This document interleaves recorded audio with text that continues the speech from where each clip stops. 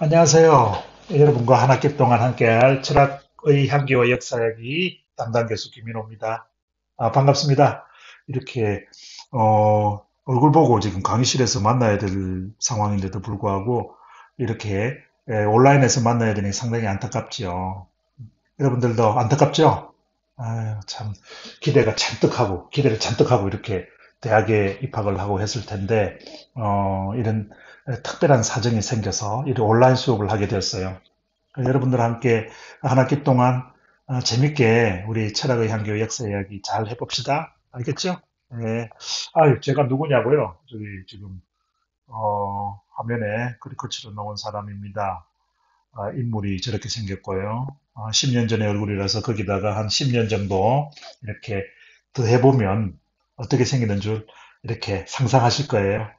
두구두구두구 한번 기대를 해보시고, 뭐 하는 사람인지 제가 이야기 소개하려다가 양력을 탁 한번 써보니까, 제가 뭐, 그다지 대단한 양력이 없더라고요. 그래서, 사진으로 이렇게 대체를 했어요. 제 이 무슨 사진이냐 하면 이게 부산부, 지금의 광복로예요. 광복로에서 학생들하고 같이 이 고지도를, 1930년 고지도를 가지고 이 부산 지역의 이 가게들 있잖아요. 광복동 지역의 가게들을 다 돌아다니면서 여기 옛날에 어떤 가게였고 어떤 이야기가 있고 이거는 지금도 남아있는 건물도 많아요. 그래가지고 그때 있던 길들이 지금도 그대로 길이에요. 그래서 그런 걸 보면서 학생들하고 같이 이렇게 즐겁게 공부를 해보는 거예요.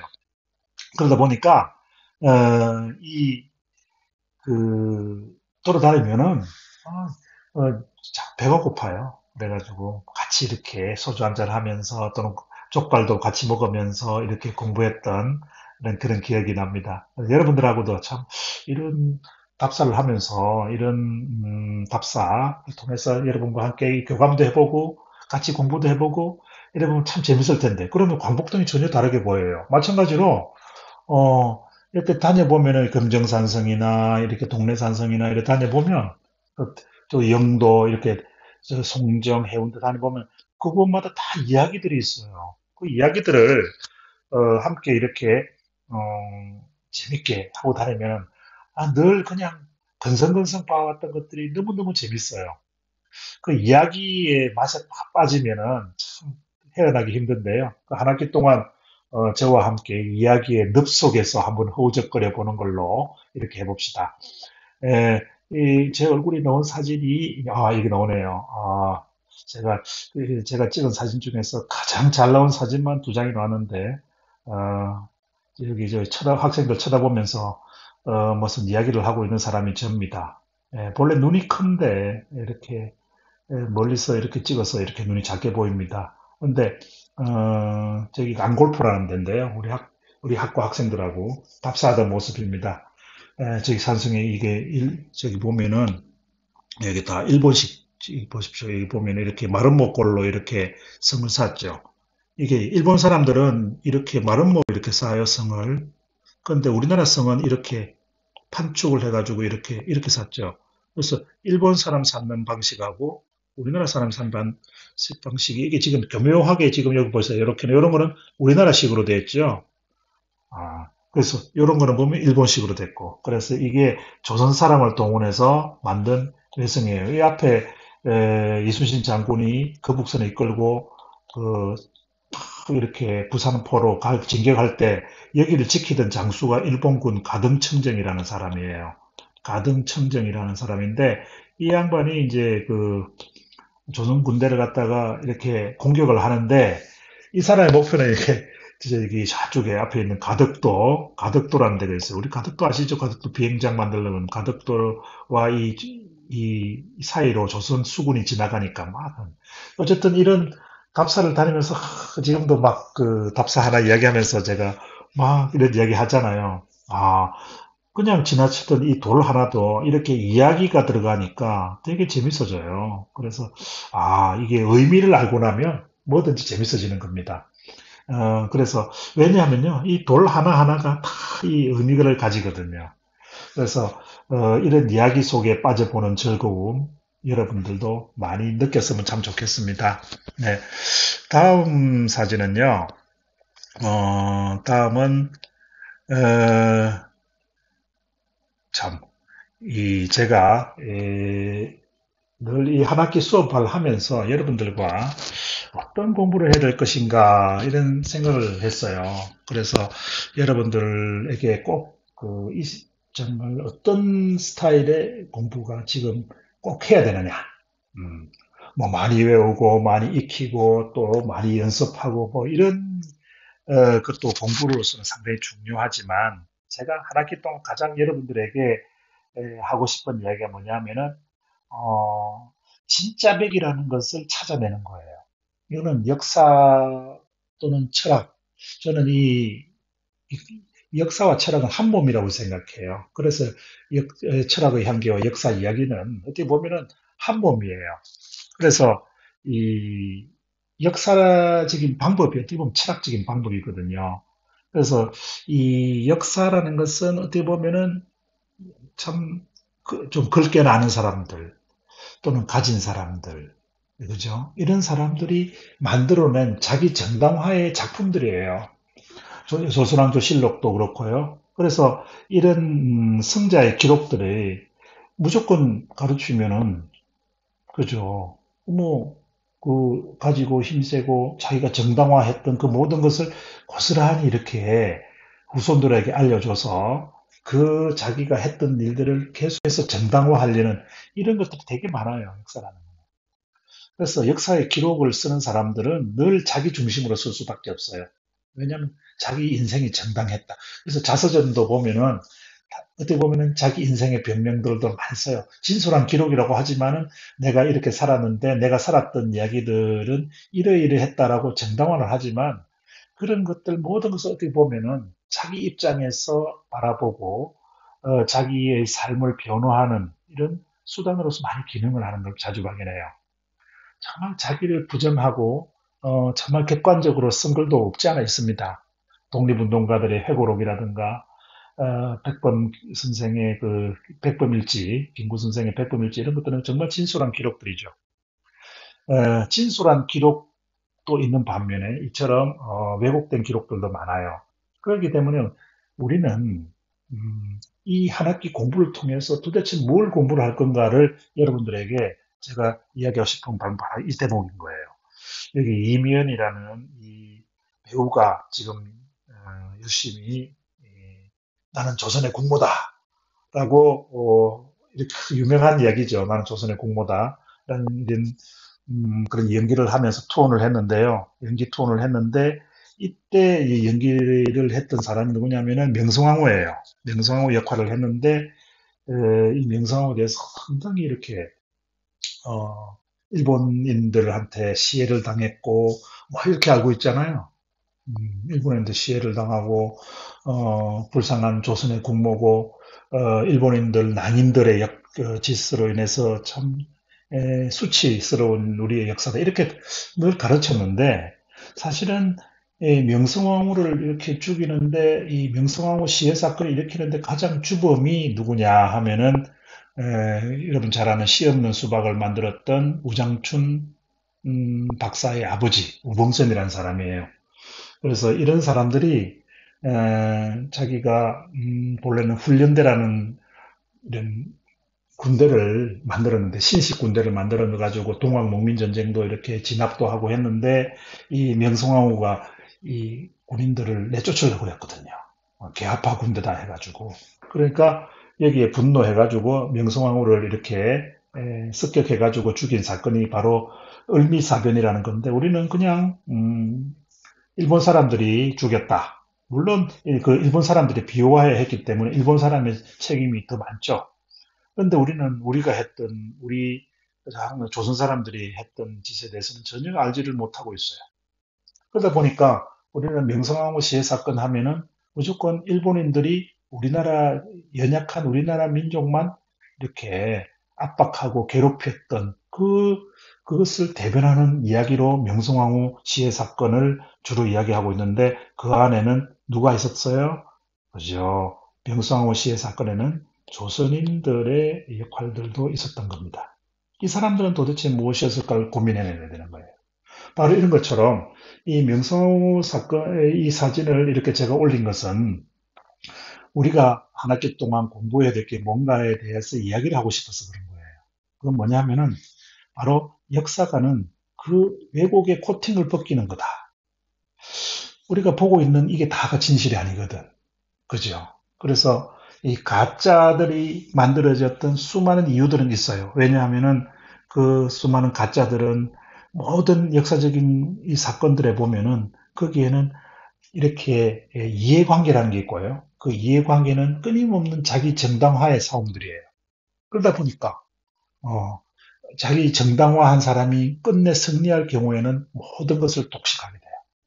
그랬을 때 역사는 심하게 왜곡이 될 가능성이 상당히 높은 거예요. 그렇기 때문에 무조건 사료가 있다고 해서 그것은 제대로 많은 역사를 아는 게 아니에요. 우리 고대사 이렇게 보면은 무조건 사료 하나 가지고 막 이렇게 만주 땅은 우리 땅이고 자기 우랄 산맥까지 우리 땅이다 이렇게 말하는 게 있는데 그 자체로 왜곡이죠. 그죠? 사료만으로는 역사가 만들어지지 않습니다. 중요한 것은 여러분은 역사 대중이라고 하죠. 역사 대중이라 하고 이 저 같은 사람은 역사가라고 하는데 이런 사람들 어떻게 보면은 이런 사람들은 뭘 하고 여러분하고 한 학기 동안 뭘 하느냐 하면 바로 그러한 왜곡의 코팅을 벗기는 거예요. 진짜 이 이야기가 뭐였을까? 옛날에 금정산 아시죠? 금정산 범어사 거기에 1952년 5월 달에 빨갱이가 나타났다 이래 돼 있었어요. 산에 막 그냥 무장공비들이 엄청 나타나가지고 군인들이 동원돼가지고 금정산을 포위해가지고 막 그 빨갱이들을 막 잡아 소탕을 했어요. 그래서 수많은 빨갱이들이 잡혀가지고 죽음이 돼가지고 들어왔는데 그 몇십 년이 지나니까 이 전모가 밝혀진 거예요. 도대체 어떤 전모가 밝혀졌을까요? 그럼 바로 이 사람들은 대구 형무소, 전국 각지의 형무소에 있던 무기수, 장기수들이었어요. 이 사람들을 밤에 CIC가 방첩대라는 데서 CIC가 밤에 몰래 금정산에 풀어놓고 이 사람들을 빨갱이다라고 한 거예요. 그래가지고 이 빨갱이들이 북한에서 내려와가지고 우리 남한의 국회의원들하고 결탁을 해서 이승 우리나라 대한민국 정부를 전복하려 한다 이렇게 소문을 낸 거예요. 그러다 보니까 지금 오랫동안 이 사람들은 빨갱이였다, 공산당이었다, 무장공비였다 그랬지만 세월이 흘러가다 보니까 이 사람들은 형무소 장기수들이었던 거예요. 결국 알고 보니까 이것을 통해서 이승만 정권에서 부산 정치파동을 일으키려 했고 정치파동을 통해서 자기들이 종래에는 대통령을 국회에서 뽑았거든요. 국회에서 뽑는 것을 이제는 발췌개헌이라는 걸 해가지고 직선제 개헌을 했던 거예요. 이렇게 금정산 무장공비 사건도 알고 보면은 권력자의 장기 집권 음모가 만들어낸 거대한 왜곡이었어요. 그 속에서 죽어갔던 수많은 사람들이 있었어요. 물론 장기수였고 무기수들이 많았기 때문에 그것을 이용해 먹었던 그저 정치 세력들이 영원히 이것은 밝혀지지 않을 거라고 믿었던 것이죠. 그런데 밝혀졌어요. 지금 명성황후 이야기도 하고 제가 금정산 무장공비 사건도 이야기합니다만은 한 학기 동안 여러분들하고 이야기할 것은 바로 여기 적힌 대로입니다. 역사는 모든 게 물론 그렇다 해서 성자의 기록은 아닙니다. 뭐 일기도 쓰고 다 있는데 그렇지만 우리에게 영향을 주는 것은 대부분 보면은 성자의 기록이고 가진 자의 기록이고 이런 부분들이 강해요. 그래서 그런 것에서 정말 코팅을 벗겨내서 진짜 배기의 진실을 찾아내는 것. 그것이 비록 우리한테 불리하다 하더라도 진짜 배기의 진실. 그게 더 소중할 것 같지 않습니까? 바로 그런 걸 여러분들에게 한 학기 동안 이야기하려고 하는 겁니다. 그러니까 쭉 들어가면서 도대체 어떤 공부가 우리에게 필요한 것인가? 바로 진짜 배기의 공부가 필요하다는 거 이것을 꼭 명심해 줬으면 좋겠어요. 자, 그렇다면 여러분들하고 이 수업을 어떻게 할 것인가 이렇게 생각해 봅니다. 먼저 여러분들은 이 온라인이에요. 온라인. 이 한 학기 동안 이 진짜 이 온라인 다 하면 안 되는데 지금 막 걱정이 되는데요. 이 코로나 종료할 때까지 온라인 수업을 할 겁니다. 그래서 이 수업을 통해서 그 이 온라인 코로나가 이렇게 끝날 때까지 지금 언제 끝날지 잘 모르겠지만 한 3주 정도만 끝났으면 좋겠어요. 빨리 여러분들하고 만났으면 좋겠는데 온라인으로 해야 될 것 같고요. 그 다음에 수업은 이 도어에 제가 탑재를 하면 교환을 가지고 담당 교수가 올린 동영상 제가 교환하고 이 동영상을 같이 올릴 거예요. 그러면은 이 두 개 다 뭘 활용해 가지고 학습하면 됩니다. 그런데 제일 중요한 건 역시 이 동영상 열심히 들어야 되겠죠? 그죠? 그리고 수업 후에 과제는 각자씩 과제와 탐구가 있으니 이 과제 탐구는 이런 거예요. 홍길동의 성은 왜 홍실까요? 뭐 이런 것처럼 요 모자 표시가 있는 부분입니다. 이 부분은 여러분들이 수업을 들었는지 안 들었는지를 확인하는 수단이기도 해요. 그래서 이 부분을 항상 물어볼 거예요. 그래서 이것을 물론 수업 중간에 이 답을 제가 다 말할 겁니다. 답을 다 말하고 나면 근데 수업을 열심히 들은 사람은 제가 답을 말했기 때문에 과제를 쉽게 할 수 있겠죠. 그런데 수업을 안 들은 사람은 되게 어려울 거예요. 그래서 이 홍길동 아버지가 홍씨라서 홍길동이다. 이런 설도 있었겠고 혹시 이 가명 혹시 이 반역이잖아요. 반역을 한 사람이니까 그래서 이 그 홍길동은 김길동이었을 가능성도 있다. 이렇게 썰을 말하는 사람도 있겠죠. 한번 여러분들 어떤 생각을 가지는. 그래서 이런 그 과제 탐구를 모아서 여러분들 매주 이렇게 과제란에 탑재를 하면 제가 그걸 모아서 수시 평가, 과제 평가 이게 한 30% 돼요. 이게 당락이 상당히 중요합니다. 기말고사, 중간고사도 중요하지만 그래서 수시 평가, 과제 평가를 하고 난 다음에 이 끝나면 언제 끝날지 모르잖아요, 코로나가. 그래서 이 끝날 때쯤 되면 제가 문자를 확 보낼 거예요. 문자를 보내서 별도 문자 없으면 그냥 계속 이거 지금 온라인 수업을 해야 돼요. 코로나 빨리 없애야지요. 그래서 끝날 때 여러분과 함께 문자 딱 보시면 모여라 이렇게 할 겁니다. 모여라. 그러면은 그냥 지체 없이 모이시면 됩니다. 얼마나 보고 싶겠어요. 예, 안 보고 싶습니까? 보고 싶을 것 같은데. 벌써 지금 저기서 졸면 안 돼요. 지금 정신 차려야 돼, 지금. 예. 자, 이 문자로 발송할 거니까 꼭 기억하세요. 문자 열심히 보시고 해야 됩니다. 자, 그럼 이제 본격적으로, 철학과 역사 1교시. 오늘은 우리 역사 한번 제대로 한번 배워볼까요? 자, 물론 뭐 이 1교시니까, 1교시는 좀 뭐라 그럴까, 철학적이고, 그죠? 이론적인 이런 이야기예요. 그래서 이 진짜 실제적인 이야기는 2교시부터 할 겁니다. 다음 차시 말이죠. 그래서 1교시에는 그냥, 도대체 오늘을 위한 우리 역사와 철학을 어떻게 하면은 대대로 배울 수 있을까? 그런 게 뭘까? 이런 것을, 이야기를 하는 겁니다. 자, 역사 이야기인데요. 오늘을 생각하는 역사 이야기. 도대체 옛날에는, 제가 아까 말씀드렸다시피 옛날에는, 그죠? 세종대왕이 참 훌륭한 일을 많이 했어요. 그래서 세종대왕이 여러분들 그거 아세요? 세종대왕께서 훈민정음만 창제한 게 아니고, 그, 정월 초하루만 되면 외국인 장기자랑 대회를 해요. 그래가지고, 그 외국인들 노래자랑, 장기자랑 해가지고 1등한테 상도 주고, 요즘 하는 거하고 똑같은 그런 것도 했고요.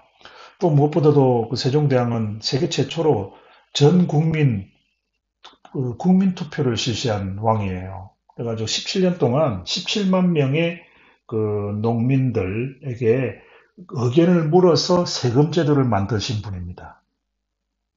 그래서 이런 참 위대한 왕들이 참 귀감이 되죠. 세종대왕이 또 재밌는 얘기 뭐냐면은 세종대왕이 그 매가 있잖아요. 매. 여러분 매 알죠? 옛날에 매를 되게 좋아했거든. 중국 사람들이. 특히 조선 매를 좋아해서요. 조선 매가 눈빛이 아주 그냥 번뜩번뜩해요.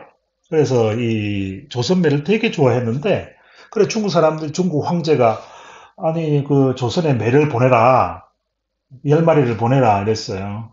그런데 세종대왕은 그래서 전 국민들 동원해가 옛날에 한 20만 명이 동원돼야 매 한 마리 잡고 그랬어요. 왜냐면 매가 이게 땅에만 있는 게 아니죠. 하늘에 있는 매를 어떻게 잡아요?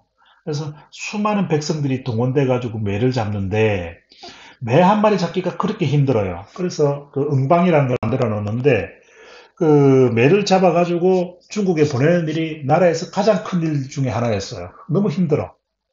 그래서 10마리를 보내놨는데 그 10마리 잡기가 되게 힘들었어요. 그런데 어느 날, 어느 해죠. 어느 해는 20마리를 잡았네. 야, 그 20마리를 잡아가지고 세종대왕이, 야, 이거 정말 올해는 참 기분 좋다. 20마리를 이렇게 잡았으니 다 중국에 보내라. 어찌 우리가 4대 하는 나라, 큰 나라를 섬기는 제후국으로서 어찌 이렇게 그 천자를, 황제 폐하를 속일 수 있겠느냐. 그러니까 20마리 다 이렇게 천자께, 황제께 보내라. 이랬어요. 아, 여러분 어떻게 생각하세요, 이 부분? 세종대왕 미쳤어. 뭐, 어디 뭐 악플이 막 달렸겠죠. 아, 세종대왕이 저런 굴욕적인, 뭐, 매를 10마리만 보내라고 중국 황제가 얘기했는데 20마리 잡아가지고 다 보내고, 그래서 김종서 장군 아시죠? 김종서, 북동육진 개척한 김종서 장군이, 전하, 매를 10마리만 보내지 왜 20마리 보낸단 말입니까? 중국이 뭐가 그래 좋아서 그래 보냅니까? 10마리만 보내고요. 나머지 10마리는 아꼈다가 내년에 보내시면 백성들도 고생 안 하고 얼마나 좋습니까? 그랬어요. 그렇게 세종대왕이 뭐라는 줄 알아요? 김종서 장군은 참으로 하나는 알고 둘은 모른다. 아니, 4대를 하는 나라에서 성심성의껏 저 황제를 모셔야지. 예? 황제를 모셔야지. 너 어떻게 해서 황제 모시는 마음이 그렇게 간사하냐? 아니, 그 김종서 장군이, 우리 세종대왕이, 아니, 이렇게 사대주의자였는가, 열받았어요. 그래가지고 화가 났어. 그랬는데, 나중에, 김종서 장군이 땅을 치고, 무릎을 치고, 이랬구나 하는 사건이 있었습니다. 그게 뭐였을까요? 정말 열심히 사대를 했어요. 열심히 사대를 해가지고 하니까 중국에서 전 세계에 더 여러 나라가 조공을 하는 나라 중에 조선에서 온 조공 세력들 있잖아요. 조공 세력들, 조공 사신들. 조선 조공 사신들이 딱 왔는데 이 사람들한테만큼은 중국의 이런 문화도 있고 저런 문화도 있고 저런 것도 있다. 가르쳐 주는 거예요. 뭐 불러가지고 야, 너희들은 어떻게 그렇게 중국의 사대를 잘하느냐. 그랬을 때 그 사이에 세종대왕은 장영실을 보냈던 거예요. 보내가지고 황제만 가질 수 있는 게 중국에서는 역법이잖아요. 역법. 역법 아세요? 역법? 달력. 이 달력을 아무나 가지고 있는 게 아니에요. 황제 국가만 가지고 있고 달력을 제후국에게 주는 겁니다. 그런데 세종대왕은 농사를 잘 지어야 되는데 중국의 역법을 쓰니까 날마다 이게 절기가 안 맞는 거예요. 제대로. 농사도 안 되고. 그러니까 우리나라에 맞는 달력을 만들어야 되는데 이 중국에서 꽉 쥐고 안 놔주는 거예요. 이제 이해가 되시죠? 중국에서 안 놔주니까 그냥 세종대왕이 어떻게 하면은 중국의 달력을 가져와서 조선의 역법을 만들었으면 좋겠다. 그래야만이 우리가 농사를 잘 짓고 농사를 잘 지어야 국부가 늘어나고 국부가 늘어나야 나라가 부강해지는 거잖아요. 그 세종은 그 이 사대라는 것을 하면서 궁극적으로 목적이 그거였던 거예요. 그래서 사신들을 보내서 암암리에 중국의 역법을 가지고 옵니다. 그래서 그걸 이용을 해가지고 이순지를 시켜가지고 천문역법을 막 이렇게 그 연구를 해가 여러분 잘 아시죠? 뭐 하늘의 별을 보고 해시계, 별시계, 뭐 손목시계, 전자시계 다 만들었잖아요, 세종대왕이.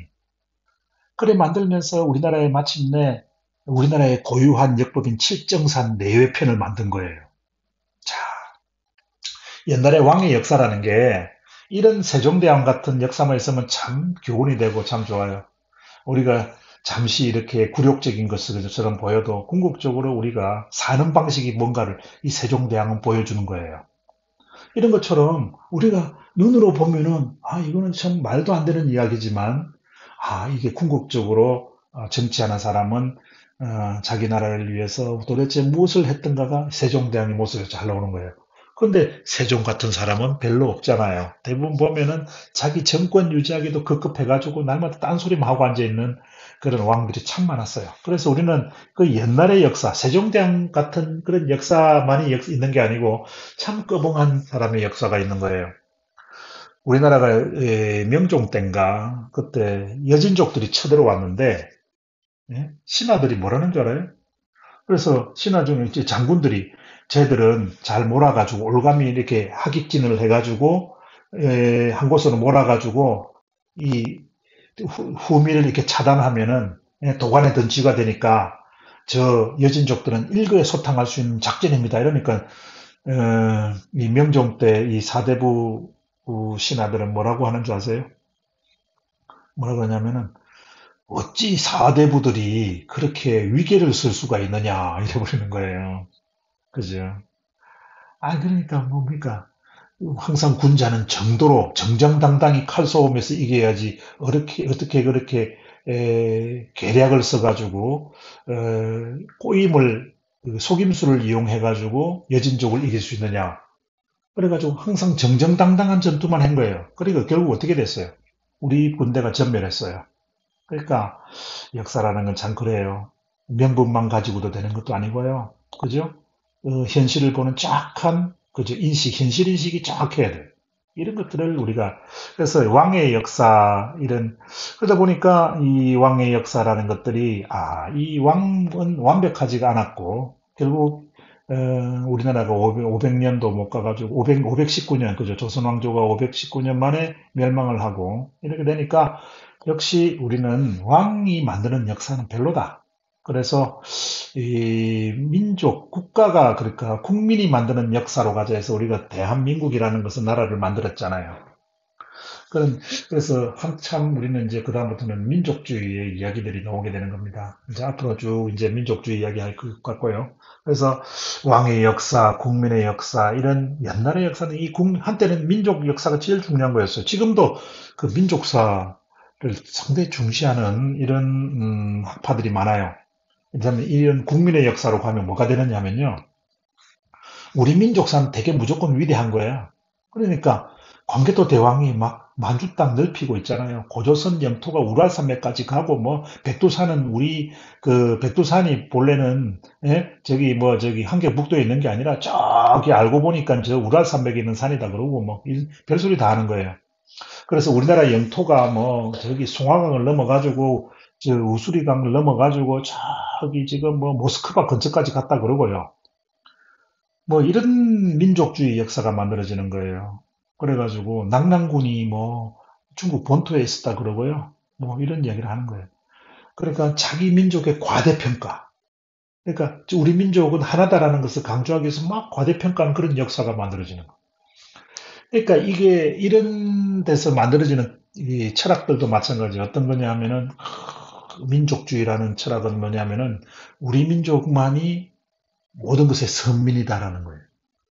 그런데 이게 나쁜 것만 있는 게 아니고 그러다 보니까 뭐 저기 좋은 경우도 있어요. 꼭 이게 이렇게 민족 국민의 역사가 나쁘다 이렇게 말할 수는 없는 게 우리나라 같이 이렇게 일본 제국주의에 이렇게 침략을 받은 나라에서는 이런 우리 민족은 유구한 역사를 가지고 옛날에 막그 저기 대단한 나라였다라는 거 이런 걸 국민들한테 일깨워 주는 거 상당히 중요하잖아요. 그러니까 국민의 역사가 한편으로는 뻥튀기 하는 역사지만 또 한편으로 보면은 도탄에 빠진 국민들에게 희망을 주는 역사이기도 했어요.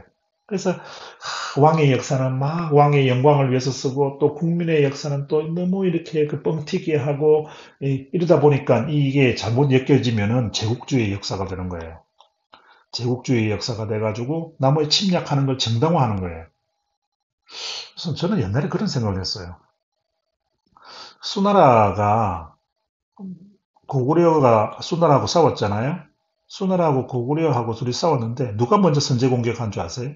고구려가 선제 공격을 했어. 그죠? 고구려가 말갈려병 2만 명을 이끌고 먼저 수나라를 공격하니까 수나라가 거꾸로 엄청난 세 차례 공격을 했잖아요. 그래 이렇게 보면은 옛날에는 우리 살수대첩이라는 걸 수나라가 쳐들어와가지고 을지문덕 장군이 살수대첩을 해가 30만 명이 청강에서 죽었어요. 죽었어. 이제 적군지 30만 명이 수장이 됐어요. 청천강에서. 그 살수대첩인데 저는 와 이거는 한때는 와 우리 민족의 위대한 대첩이다. 한산 대첩처럼. 그래서 생각했는데 가만히 생각해 보세요. 이 30만 명이 다 누구예요? 중국 사람들의 아빠고 오빠고 그죠? 형님이고 가족들이 있잖아요. 그러면은 30만이 죽으면 중국 사람 최소한 150만 명이 예? 일을 가는 거예요. 그죠? 그러니까 우리가 무조건 싸움을 전쟁을 해가 이기고 무조건 적을 격퇴하고 많이 죽이고 하는 거에 너무 이렇게 현혹이 되면 우리가 뜻하지 않는 역사의 왜곡을 또 당하게 되는 거예요. 옛날에 한참 우리가 청살리 전투 이야기했는데 청살리 전투 김자진 장군 아시죠? 김자진 장군이 적을 3천 명을 죽였다. 근데 이 3천 명이 사실 죽은 게 중요한 게 아니거든. 적을 격퇴한 것만 해도 대단한 건데 막 어떻게 보면 많이 죽였고 많이 한 거 이런 것들이 거예요. 그러니까 최근의 역사는 있는 그대로의 역사를 보자라는 거예요. 예? 있는 그대로의 역사. 그래서 너무 진짜에 대한 그게 없다. 그 진짜에 대한 그 고민이 없이 그냥 뭐 그냥 우랄 산맥까지 영토가 사실은 우랄 산맥까지 우리나라 영토가 있었으면 어떻게 돼야 돼요? 그것을 유지할 수 있는 시스템이 있어야 되거든. 그런데 전혀 없어요. 그 시스템도 없는 이런 막 나라에서 막 뻥튀기 하는 이런 이야기들은 상당히 재미가 없죠. 그래서 있는 그대로의 역사로 가자. 그래서 보니까 너무 이게 예? 이 있는 그대로만 찾으면 어떻게 되느냐면 사료주의가 되는 거예요. 사료. 예? 사료, 실증 이렇게 하는데 이 있는 그대로의 역사라는 게 진짜 진실을 찾아가는 역사가 아니고 사료에 나와 있는 역사만 찾자 이래 된 거예요. 그러니까 이게 있는 그대로의 역사가 사실은 국민의 역사하고 결합을 하게 돼. 이상하죠. 그러니까 이게 둘이가 결합을 하면서 묘한 제국주의 역사가 되고 그렇게 되는 거예요. 이 참 어려운 말. 있는 그대로의 역사는 아니 가장 제대로 알고 있는 그대로 밝히는 게 역사 아닙니까? 라고 다 묻잖아요. 근데 있는 그대로가 자료에 있느냐 없느냐를 따지니까 결국은 뭐가 됩니까? 자료에 있는 그죠? 누가 그래서 옛날에 일본에 사람들이 자기가 구석기가 없었거든. 구석기 시대가 없었어요. 일본 사람들이. 그래가지고 어떤 학자가 밤에 몰래 주먹도끼를 갖다 놓은 거예요. 갖다 놓고는 기자들 불러가지고 그게 예? 왜냐하면은 일본에는 구석기 유적이 없거든요. 그러니까 거기다 밤에 주먹도끼를 싹 갖다 놓고 아침에 자기가 발견했다고 뻥을 치는 거예요. 그러니까 그만큼의 실정과 사료의 중심의 역사는 있는 그대로의 역사지만 사실은 있는 그대로의 역사는 결국은 뭐예요? 뻥튀기 하는 역사를 합리화하기 위해서 있는 그대로의 역사였어요. 그래서 과거 사실을 복원한다. 이런 명분으로 어떻게 보면 국민의 역사의 또 다른 모습으로서의 과거 사실의 복원이었어요. 그러니까 옛날에 당군 할아버지가 우랄산맥까지 이제 영토가 있으니까 저기 만주 저 북방에 당군 할아버지 사당이 있다는 걸 발견한 거예요. 그죠? 당군 할아버지를 우리 한반도에만 모시는 게 아니고 당군 할아버지가 저기 우랄산맥 근처에도 당군 할아버지가 있다는 거야. 그걸 찾으러 다닌 거예요. 그러니까 저기 보니까 무시 사당벽화가 보니까 우리 당군 신화하고 똑같네. 그래가지고 봐라. 우리는 본래 당군 할아버지가 어디에 있었다? 저기 중국에 있었다. 뭐 이런 이야기를 하려는 거예요. 그죠? 어, 사실은 이 이야기도 앞으로 이제 여러분은 고민을 해봐야 되겠어요. 또 그래서 이제 최근의 역사에 나면 현재의 역사는 내가 생각하는 역사 또 이게 최근에 많이 이렇게 중요한 거예요. 역사의 주관의 역사. 내가 느끼는 게 역사다. 그죠? 이런 포스트 모더니즘의 역사죠. 뭐냐면은 객관적으로 객관이라는 게 없다는 거예요. 객관이라는 게.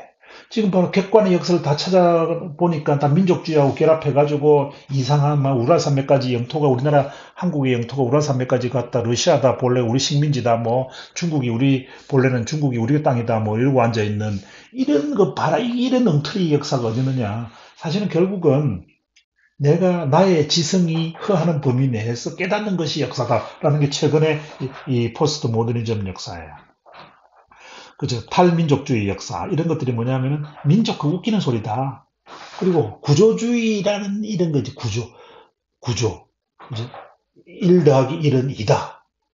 이런 식의 이거는 폭력이라는 거예요. 1 플러스 1은 2다라고 이제 절대적 진리를 강조하는 것은 이거는 1 플러스 1은 더 큰 1이 될 수 있다는 게 이제 북한식의 이야기고. 그래서 보기에 따라서는 다양한 해석이 가능한데 꼭 일방적인 민족의 해석만 강조하고 그래서 그걸 갖다가 민족주의를 합리화하는 데 써먹는 이런 걸로 간다.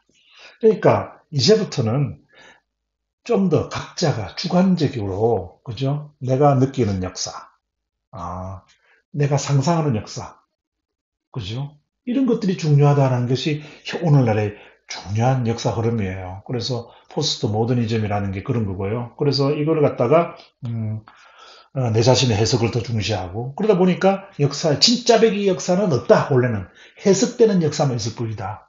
이런 얘기예요. 해석되는 역사만 있을 뿐이지 진짜 백의는 과거 어제 화장실에 간 게 몇 시 몇 분인지 정확도 복원도 못 하는데 5천 년 전에 그걸 어떻게 아느냐 이런 식이에요. 그래서 이런 최근의 역사는 이런 거다. 그래서 미래의 역사는 어떤 걸까 이렇게 고민을 많이 해요. 바로 이런 것들이 이제 그래서 저는 이 미래 역사 아까 제가 말씀드렸다시피 미래 역사는 이 진실이라는 걸 추구하는 그죠? 진짜를 찾아내는 그죠? 예술가적 그죠? 감성을 가지고 진실을 끊임없이 추구하는 이런 것이 어떤 미래 역사지 뭐 내가 생각하는 대로 뭐 내가 생각하면 이런 게 내 역사고 이런 건 아니다라는 이야기입니다. 네. 어쨌든 첫 스타트가 상당히 어려운 이야기지만 어떻습니까? 앞으로 이 역사를 바라보는 생각이 다양하다는 걸 여러분들 느끼시는 거죠. 그래서 다음으로 넘어가겠습니다. 그러면은 모든 것은 현대사라 그랬다면은 그죠? 모든 것이 현대사 크로체가 아까 크로체의 이야기를 했습니다만은 모든 것이 현대사다. 모든 것이 오늘날의 가치가 있어야 된다. 오늘날 우리가 쓸모가 있는 역사가 돼야 된다. 이런 뜻일까요? 모든 역사는 현대사다. 이 유명한 이야기예요. 또 유명한 이야기는 본래는 새기고 해봐야 되는데 그래서 제일 중요한 게 모든 건 현대사라는 거는 이거는 잘 느낌이 안 와요. 지금 여러분들 앉아가지고 제 수업을 듣는데 모든 것이 현대사다 그러면은 이거 무슨 느낌인지 알 수가 없어요. 그죠? 근데 이게 무슨 말일까요? 이건 뭐냐면은 내가 지금 그 1920년에 있었던 청산리 전투를 공부를 한다. 이게 뭘까요? 결국은 오늘날 우리가 지금 일본하고의 이런 불평등한 관계가 지속되고 있고 일방적인 관계가 지속되고 있고 굴욕적인 상황들이 자꾸 이어지고 있잖아요. 일본과. 그렇다면은 일본이 왜 저렇게 우리를 오늘날까지도 저렇게 능멸하고 업수이 여기고 그죠? 막 그냥 수출 규제 지멋대로 하고 그다음에 저멋대로 그 입국 금지를 하고 하는 이런 오만방자한 행동을 하게 되는 그런데 우리는 그에 대한 대응책들이 대단히 정말 열악한 상태고 또 중국이 막 우리나라를 괴롭히고 있고 미국도 큰 압력을 가하고 있고 이렇게 주변에 막 열강들이 막 이렇게 이 조그만 한반도에 있는 우리나라를 이렇게 막 억압을 하고 압박을 하는 이런 상황에서 우리 민족을 어떻게 살아나가야 되는가 이걸 고민하게 돼요. 그죠? 당연히 우리 살아나가면서 이 대한민국 국민으로 살아나가면서 또 북한의 침략 이것도 고민해야 되고요. 그러니까 보니까 우리 여기 한반도에 사는 사람들은 참 뭐 등 따시고 배부르고 살고 싶죠. 그죠? 공자님도 그랬잖아요. 부는 뭐 모든 사람이 바라는 바다. 뭐 등 따시고 배부르고 돈 많고 해가지고 그죠? 좋은 거 먹고 행복하게 사는 게 다 꿈이에요. 저는 그게 나쁘다고 생각이 안 들어요. 그런데 그렇게 살려는데 큰 우리나라의 민족 단위로 보면은 우리 국가 단위로 보면은 그런 수많은 외세의 압박 속에서 지금 생존해야 되는 절박한 상황이 있는 거예요. 이런 상황 속에서 우리가 그냥 도대체 왜 이렇게 되고 있는지, 우리의 모습이 왜 이렇게 돼야 되고, 앞으로 어떻게 이걸 극복해야 되는지를 고민하려면 바로 우리 역사를 공부를 하고, 그래서 역사를 공부하고, 그래서 철학을 생각하게 되는 거예요. 그리고 단순하게 열강뿐만 아니라 많은 부분에서 사회적으로 불평등한 부분이 나고요. 또 어떠한 철학을 가지고 어떠한 이념을 가지고 이 사회에 이렇게 차별화되고 분열되고 찢겨지고 있는 사회를 봉합하고 다시 재조립하고, 그래서 불평분만을 최소화시켜 나가면서 이렇게 다 같이 화합한 공동체를 만들 수 있는 나갈 것인가, 이런 것도 철학적인 과제가 되겠어요. 바로 그런 것을 두루두루 생각하는 것이 바로 모든 역사는 현대사라는 겁니다. 이해가 되십니까? 우리가 공부하는 것이 그냥 외우기 위해서 하는 것이 아니라는 거예요. 지금 우리의 모습이 도대체 어디서 왔는지를 이해하는 것, 이런 것들이 중요한 거예요. 그래서 많은 사람들은 역사는 교훈을 얻는 거라 그래요. 사실 교훈을 얻는 걸까요? 많은 사람들은 역사는 과거에 있었던 일이고 그때 잘못했던 것을 교훈을 삼아서 오늘 다시는 그 교훈을 통해서 시행착오를 일으키지 말아야 되겠다. 시행착오를 하지 말아야겠다. 이렇게 이야기를 하지만은 그 시행착오라는 게 알고 보면은 어, 다시는 역사는 반복된다. 이런 것을 염두에 두고 한 말이거든요. 그런데 역사는 교훈이 상당히 맞는 말 같아요. 실제로 역사를 통해서 좋은 교훈을 얻어야 돼요. 그런데 더 중요한 건 뭐냐면은, 교훈보다는 뭐냐면은 이 삶의 오늘의 모습, 오늘 우리의 삶의 모습을 정확하게 분석하는 거예요. 우리의 삶에 대해서 정확하게 좌표를 보는 거예요. 좌표. 그것을 역사가 하는 거예요. 그러니까 단순하게 과거는 내가 잘못했으니까 이런 걸 해결하자 이런 게 아니고, 좌표. 그죠? 이거를 내가 지금 어디에 정확하게 서 있는지를 알아야, 그죠? 삶을 새로운 방향으로 만들어 나갈 수 있는 이 뭐랍니까? 제도가 각도를 만들어낼 수 있는 거예요. 교훈만큼 중요한 게 삶의 분석을 할 수 있다는 겁니다. 그래서 저는 이걸 갖다 퀘스천으로 했어요. 여러분들은 어떻게 생각하세요? 교훈보다 더, 물론 역사는 교훈이 상당히 중요해요. 세종대왕이 그렇게 했기 때문에, 그죠? 우리가 옛날에 군사력을 10만 양병을 안 했기 때문에 외적의 침략을 받았다. 앞으로는 군사력을 유지해야 된다. 뭐 이런 교훈, 그죠? 그런 것보다 더 중요한, 교훈보다 더 중요한 것은 삶의 좌표를 이해하는 거예요. 내가 지금 어디에 있는가? 그리고 우리는 어디로 가고 있는가? 이런 걸 정확하게 파악할 수 있는 것이, 그래서 단순하게 뭐 그냥 한국사 전체적인 게 아니라 내 삶의 일기를 쓸 줄 알아야 돼요. 그래서 일기를 쓸 줄 알고, 그 일기를 통해서 내 삶을 이렇게 살아왔으면은 내가 앞으로는 어떤 삶을 만들어야 되겠다는 게, 근데 일기를 쓰지 못하는 사람들, 저는 그 일기를 요즘 뭐 어떻게 쓰느냐, 카카오 스토리라는 거, 그걸 가지고, 만약에 페이스북은 너무 정치적인 내용이 많아서 카카오 스토리를 많이 하는데, 카카오 스토리는 제가 항상 내가 삶의 사진도 넣고 내가 느끼는 것을 이렇게 적어놔요. 언젠가 그것이 좋은 사료가 될 거라고 믿습니다. 그래서 또 그 과거에 사라진 일인데 5천 년 전의 일을 어떻게 알까요? 그런 데인데요. 사실은 그래요.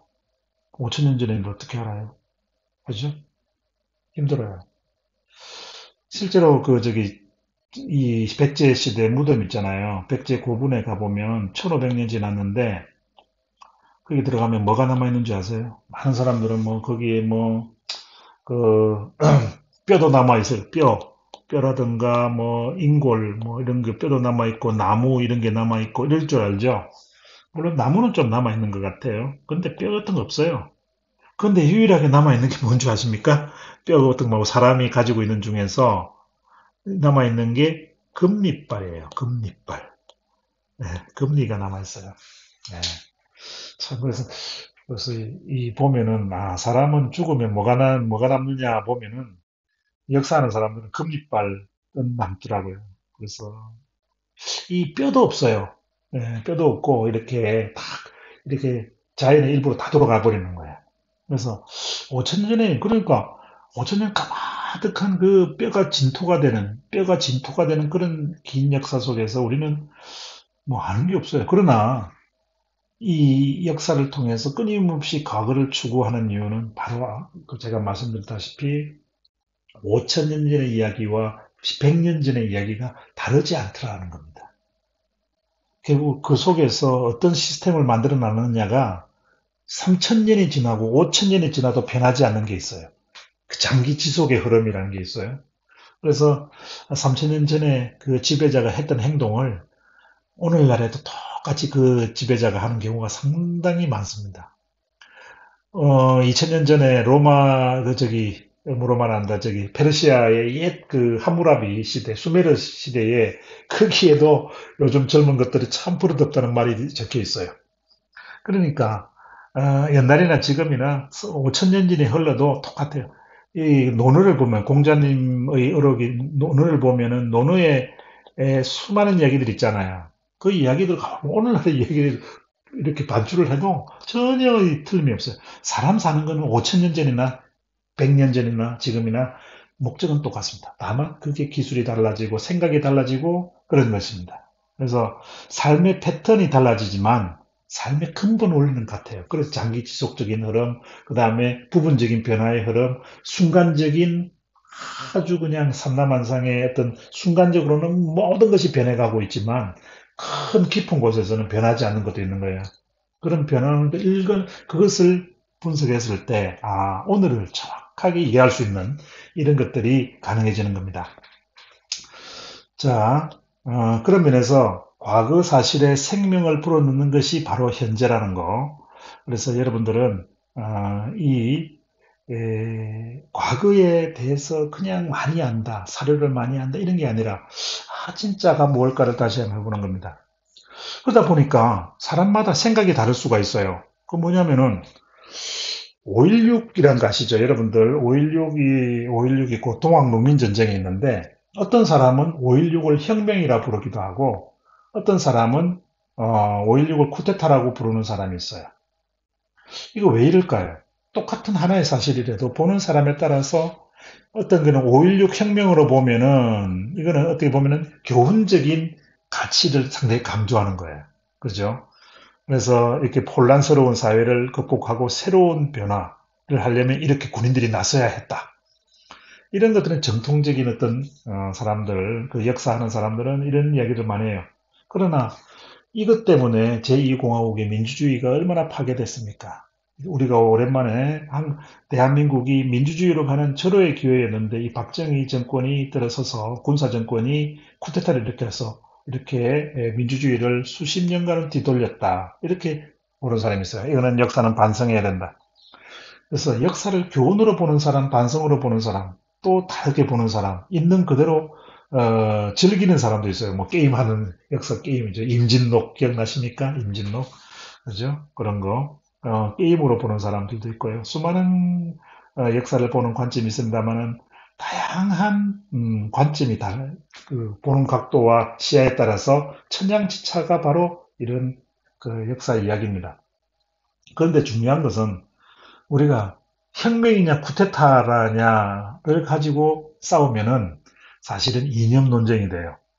사관이 자꾸 이념 논쟁화하는 것은 별로 달갑지가 않습니다. 우리는 정작 5.16이 무엇인가를 알아야 되는데 이것이 혁명이냐 쿠데타냐 이걸 갖다가 너무 이 역사 공부하는 사람들이 강조하다 보면 여기에 이념이 생기고 이거 가지고 싸우게 되면은 맨 처음에는 5.16을 이해하는데 도움을 주지만 나중에는 이걸 가지고 정치적인 어떤 투쟁, 이분법적 사고로 빠지는 겁니다.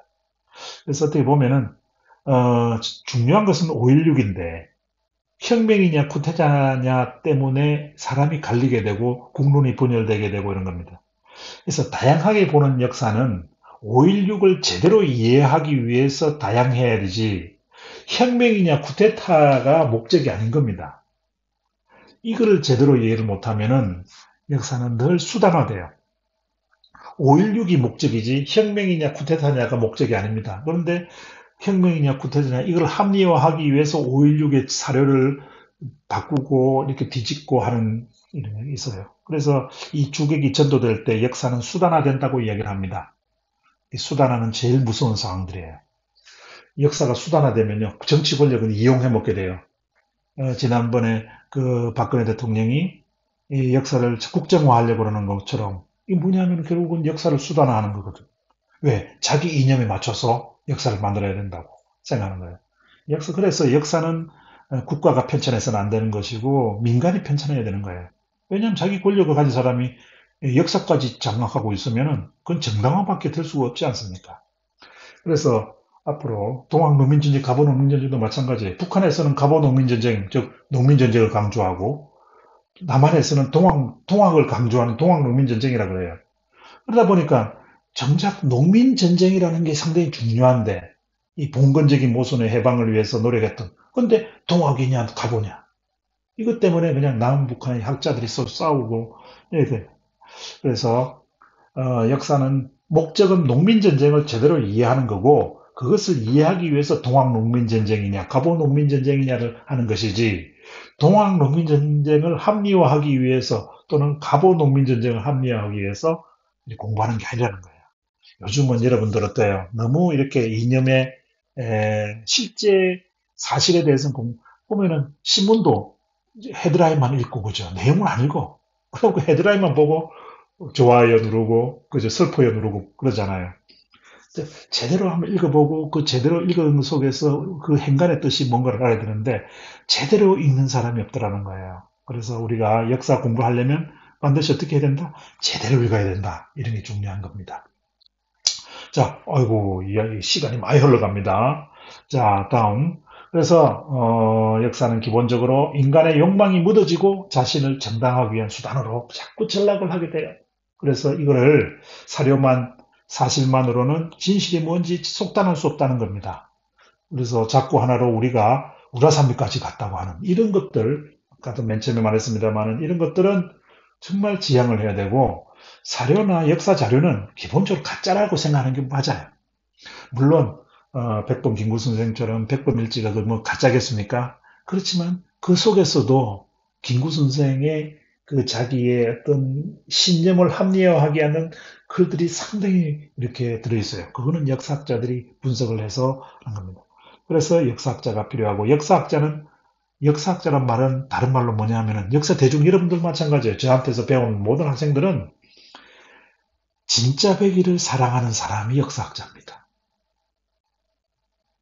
그죠? 사료에 나와 있는 그 이야기가 아니라 진짜 그거를 만드는 오염이 없는 진짜의 상태로 돌리는 것이 역사학자의 사명이고 여러분들도 이 대학에 와서 제일 먼저 이것을 배우는 이유는 뭐냐면은 우리가 보고 있는 수많은 사료들에 놓여 있는 그 신념들 있잖아요. 수많은 사람들의 신념이 투여되어 있어요.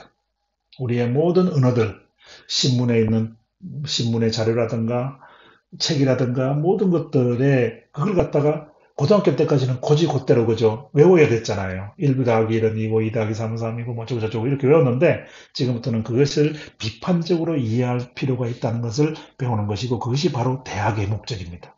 여러분들은 대학에 온 목적은 여러분들의 생각 속에서 진짜 백을 찾아내는 법을 가르치려고 하는 거예요. 그래서 대학 교수가 필요한 거고요.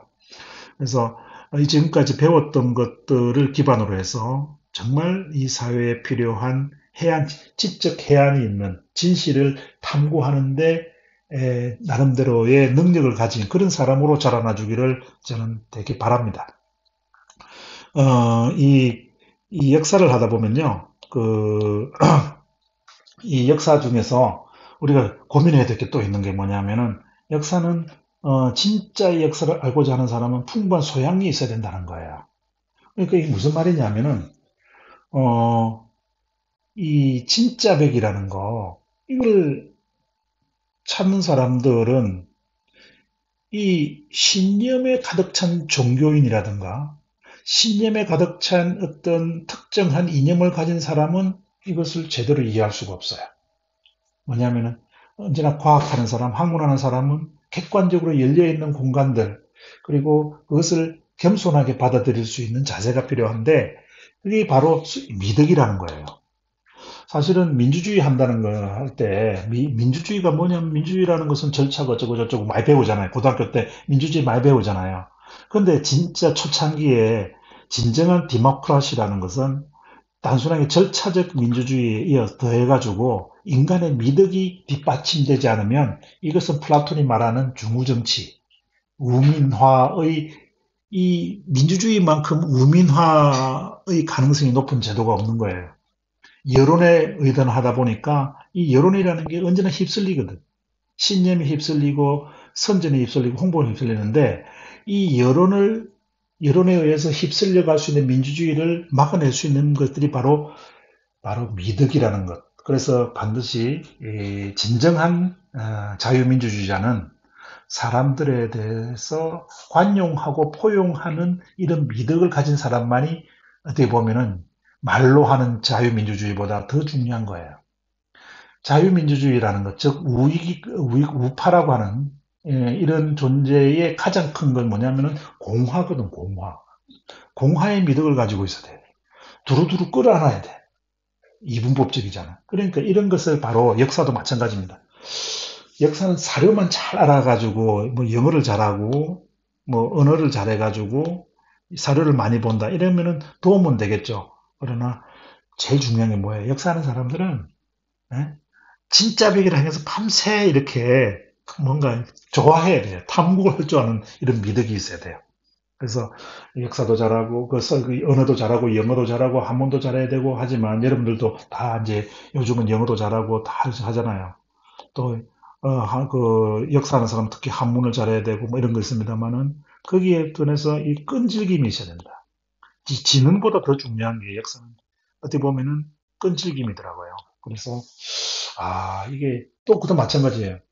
진실을 추구하려 보면은 압박이 많아요. 뭐 제가 특히 이제 근대사를 하다 보면 우리 가문의 사람 더 높여주세요. 이런 요구들이 되게 많아요. 어떻게든지 간에 우리 집안의 사람들을 미화하고 해가지고 독립운동가로 만들고 싶고 그래서 자꾸 연락도 오고 막 그런 경우가 되게 많아요. 그렇지만은 이걸 갖다가 내하고 친하다.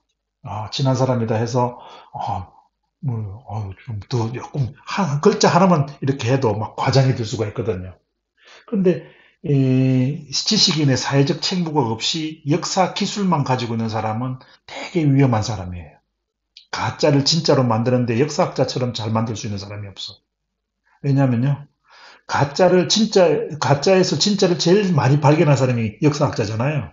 가짜의 왜곡 속에서 진짜 배기를 끌어내는 이걸 전문적인 직업으로 하는 사람인데, 요걸 많이 하다 보니까, 요걸 수단화하면요, 가짜를 진짜처럼 위장하는 것도 대단히 능한 사람이 될 수가 있어요. 그래가지고 쓱 가가지고 말입니다.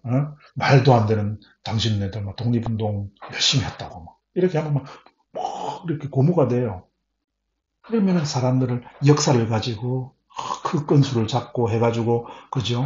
이러다 보면은 역사를 더 뻥튀기 해주는데 기여하고 가짜를 더욱더 가짜되게 만드는데 기여하는 이런 양심과 도의가 없는 사람들은 역사를 공부할 자격도 없고 역사 대중이라고 말할 수가 힘들어. 그죠? 그래서 여러분들은 내가 공부를 잘한다. 내가 공부를 잘해가지고 국영수를 엄청 잘해가지고 어떤 좋은 대학을 가고 뭘 한다 하더라도 혼자 옛날 사람들이 그러잖아요. 자기가 이 사회에 대한 지식인으로서의 책무를 알아야 되는 거예요. 그래서 이것이 내 도의, 양심 이런 것들과 함께 늘 결합되어야 되고 그런 걸 했을 때 역사 공부할 때 참 재밌겠다라는 생각을 하게 됩니다. 또 세 번째는 이거는 뭐 말할 필요도 없어요. 객관적이고 과학적이어야 된다. 이런 이야기입니다. 자, 객관적이고 과학적이다. 이렇게 무슨 말일까요? 여러분들 저기 일정하게 과학적이 된다면 그냥 이게 지금 뭐 갑자기 뭐 요즘 보면은 창조과학도 나오고요. 뭐 예전 많이 나와요. 회귀한 신념에 기반한 과학은 과학이 아니고 미신이에요. 그죠? 음, 수리수리 마수리 수수리 수리수리 마수리 열리나 참게 하면 열리면요. 이건 과학이 아니잖아요. 과학이라는 것은 신념이 배제돼야 되는 거예요. 신념이 배제되고 모든 것을 뭐예요? 수학적인 기호로 설명이 가능해야 된다. 프린토피아의 그 뉴턴의 프린토피아의 가장 그 핵심이 뭐예요? 숫자로서 세상을 설명하는 거잖아요. 그죠? 숫자로서 세상을 설명할 줄 알아야 되는데 갑자기 막 우랄산맥에 뭐 갔다는 둥 뭐 황당한 이야기를 하는 거예요. 그래서 옥황상제가 내려와가지고 우리 역사를 만들었고 뭐 이런 이야기를 하고 앉아 있으면 이거는 역사가 아니죠. 갑자기 하나님이 또 나와가지고 뭐 그냥 계시를 줘가지고 세종대왕이 뭐 계시를 받아가지고 한글을 창제했다. 이런 역사가 아닌 거예요. 역사라는 것은 바로 신념에서 배제돼야 됩니다. 내가 무엇을 사랑하고 좋아하고 이런 것에서 끊임없이 배제하는 과학자적인 정신이 있어야 돼요. 저는 맨 처음에 예술가라고 이야기를 했어요. 역사는 예술가이면서 과학자가 돼야 되는 거예요.